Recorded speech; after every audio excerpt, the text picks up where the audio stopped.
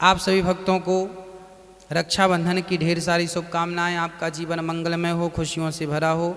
रक्षाबंधन का त्यौहार राजा बलि से मनाया जाता है। जब राजा बलि के यहाँ वामन भगवान 3 पग भूमि मांगने के लिए गए और राजा बलि ने 3 पग भूमि देने का संकल्प कर लिया, तो भगवान ने वामन का रूप, विशाल रूप बना करके 2 पग में सारी सृष्टि को नाप ली।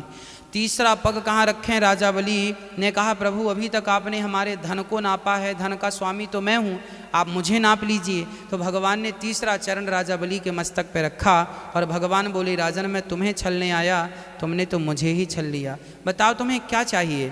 तब राजा बलि ने कहा, प्रभु मैं आपका ये जो सुंदर वामन रूप है, मैं चाहता हूँ कि आप मेरे द्वार पर रहें और मैं आते जाते आपका ये सुंदर सा रूप देखूँ। तब भगवान ने राजा बलि को पाताल का राजा बनाया और स्वयं द्वारपाल बन करके खड़े हो गए। राजा बलि आएँ तो वामन भगवान का दर्शन हो, जाएँ तो वामन भगवान का दर्शन हो।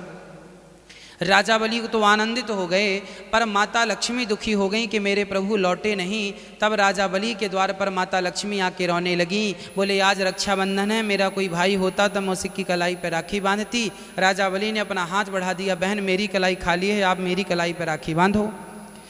तो जब राखी बांध दिया राजा बलि को, तो लक्ष्मी जी ने, बलि ने कहा कि आप कुछ मांगो। माता लक्ष्मी ने कहा, जो आपका द्वारपाल है वह हमें दे दो।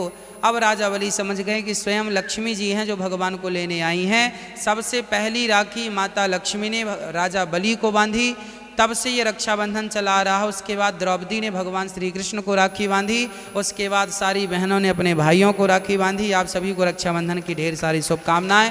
यह पावन पर्व, पावन त्यौहार, यह प्रेम का प्रतीक है, यह परस्पर संबंध को मजबूत करने का प्रतीक है, जहां भाई बहन के रिश्ते भी मजबूत हों और हम परिवार में बड़े प्रेम से रहें, अपने जीवन को यापन करें। आप सभी को पुनः रक्षाबंधन की ढेर सारी शुभकामनाएं।